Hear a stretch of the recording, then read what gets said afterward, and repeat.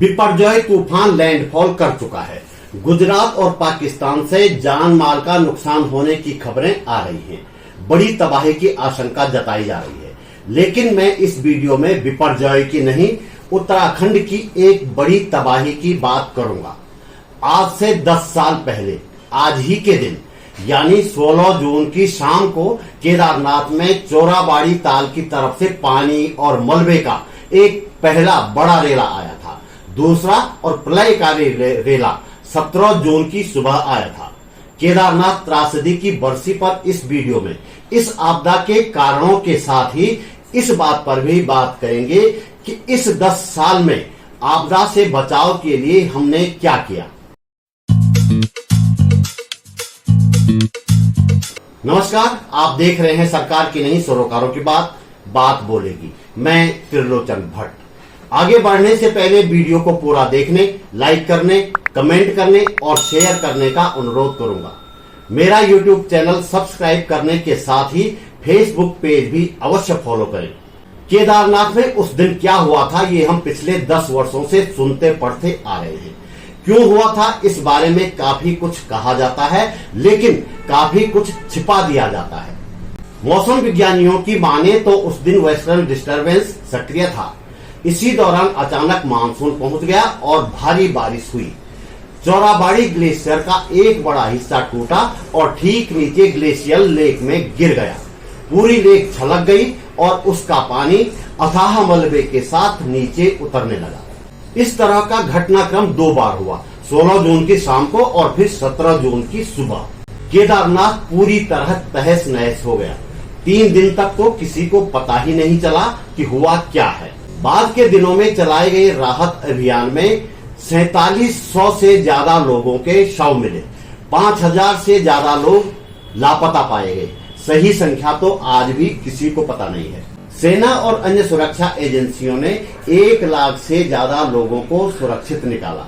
हालांकि लोगों को सुरक्षित निकालने के दौरान सेना का एक MI-17 हेलीकॉप्टर जंगल चट्टी के पास पहाड़ से टकरा गया था और सेना के 20 अधिकारी और जवानों की मौत हो गई थी। एक बात और, सब मलबे में ही नहीं मिले बल्कि ऊपर पहाड़ों पर भी मिले। दरअसल जल प्रलय से बचने के लिए लोग पहाड़ों की तरफ चढ़ने लगे, लेकिन दुर्गम पहाड़ों और लगातार कम होते ऑक्सीजन लेवल के कारण वे सरवाइव नहीं कर पाए। आपदा के 3 साल बाद तक भी पहाड़ों पर मानव अंगों के अवशेष मिलते रहे थे। अब सवाल है कि सदी की इस सबसे बड़ी आपदा को देखने के बाद हमने क्या सबक लिया और बचाव के लिए क्या किया। इस सवाल के जवाब में सरकारी एजेंसियां बहुत कुछ गिना देंगी, लेकिन वास्तव में धरातल पर क्या किया गया, सवाल यह है। राज्य सरकार ने इसके बाद आपदा मंत्रालय बनाया, आपदा न्यूनीकरण एवं प्रबंधन प्राधिकरण बनाया, हर जिले में कंट्रोल रूम खोले, उनमें कर्मचारी भी रखे। लेकिन क्या आपको पता है कि सरकार का आपदा प्रबंधन का सारा सिस्टम संविदा पर चल रहा है। आपदा बेशक उत्तराखंड के लिए परमानेंट हो, लेकिन इससे निपटने का सिस्टम टेम्परेरी चल रहा है। बात निकली है तो इन 10 वर्षों के कामों पर भी जरा गहरे से नजर डालने की जरूरत है। केदारनाथ के पुनर्निर्माण पर अरबों रुपए खर्च किए जा चुके हैं।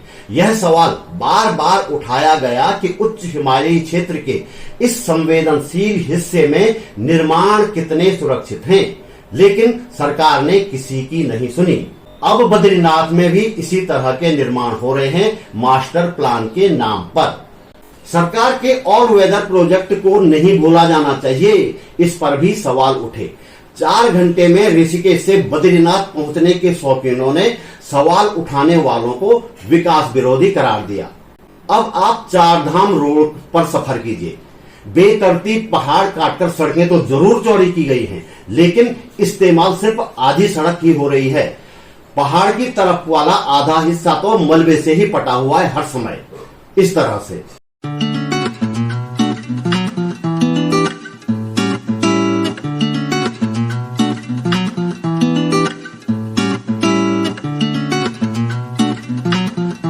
मलबा लगातार गिर रहा है, कई बार तो बिना बारिश के भी गिर रहा है। कई लोगों की इस मलबे की चपेट में आने से मौत हो गई है। ऐसी ही एक घटना 2 दिन पहले पीपलकोटी में हुई। एक बात और, केदारनाथ आपदा के बाद पूरी मंदाकिनी घाटी में भी तबाही हुई थी।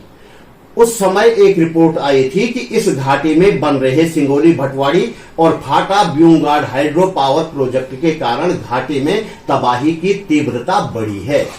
कायदा यह था कि आप पहाड़ों को खोखला करके और मलबा नदियों में डालकर थोक के भाव बनाई जा रही परियोजनाओं की समीक्षा करते।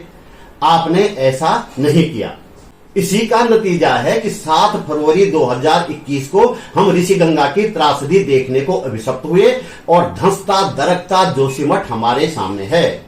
वीडियो के शुरू में मैंने एक बात कही थी कि केदारनाथ आपदा के कुछ कारण बताए गए और कुछ कारण छिपाए गए। मेरी समझ में नहीं आता कि इस आपदा का एक सबसे बड़ा कारण हेलीकॉप्टर छिपाया क्यों गया। ग्लेशियर से चंद मीटर की दूरी पर एक ही दिन में कई बार हेलीकॉप्टरों का उतरना और उड़ान भरना ग्लेशियर को कितना हिलाता होगा अनुमान लगाया जा सकता है। मुझे लगता है कि इस कारण को इसलिए छिपाया गया ताकि भविष्य में हेलीकॉप्टर चलाने पर सवाल न उठें और मुनाफे का यह कारोबार आगे भी लगातार चलता रहे। एक रिसर्च पेपर देख रहा था HN बहुगुणा सेंट्रल यूनिवर्सिटी के पर्यावरण विज्ञान विभाग के HOD प्रोफेसर RK मैथुरी का। उन्होंने 2013 की आपदा से पहले, नोट कर लीजिए, पहले 2005 से 2012 तक केदारनाथ में उड़ान भरने वाले हेलीकॉप्टर पर रिसर्च की थी। उन्होंने केदारनाथ में हेलीकॉप्टर से होने वाली ध्वनि मापी तो यह 92 से 108 डेसिबल पाई गई, यानी कि मनुष्य की सुनने की क्षमता से 72 गुना ज्यादा, 72 गुना। इस रिसर्च में प्रोफेसर मैथुरी ने स्पष्ट तौर पर केदारनाथ में हेली सेवाओं को हिमालय की सेहत के लिए खतरनाक माना था। बावजूद इसके कि केदारनाथ में उस समय हेली सेवाएं और उनके फेरे आज की तुलना में आधा से भी कम थे। आज फिर से हेली सेवाओं का कारोबार चल पड़ा है। पुनर्निर्माण के नाम पर केदारनाथ में सबसे पहले जो काम किया गया वह था पहले से भी बहुत बड़ा हेलीपैड बनाना। आपको पता है केदारनाथ में इन दिनों 7 हेलीकॉप्टर कंपनियां 1 घंटे में 25 चक्कर लगा रही हैं। इसके अलावा हर रोज हजारों तीर्थ यात्री केदारनाथ पहुंच रहे हैं। जानकारों की माने तो यह संख्या यहाँ की कैरिंग कैपेसिटी की तुलना में कई 100 गुना ज्यादा है, कई 100 गुना। लेकिन सरकार को तो तीर्थ यात्रियों की संख्या का रिकॉर्ड बनाने की सनक चढ़ी हुई है। ऐसी स्थिति में कैसे बचेगा हिमालय और कैसे रुकेंगी केदारनाथ जैसी आपदाएं, ये बड़ा सवाल हमारे सामने खड़ा है। वीडियो ज्यादा लंबा हो गया है, फिर भी आपने अंत तक देखा, आपका आभार। दोस्तों, यदि आपको लगता है कि हम सच्चाई को उजागर करने का ईमानदार प्रयास कर रहे हैं तो वीडियो ज्यादा से ज्यादा लोगों तक पहुंचाएं। संभव हो तो वीडियो के नीचे थैंक्स बटन में जरूर जाएं। जल्दी मिलते हैं एक और वीडियो के साथ। नमस्कार।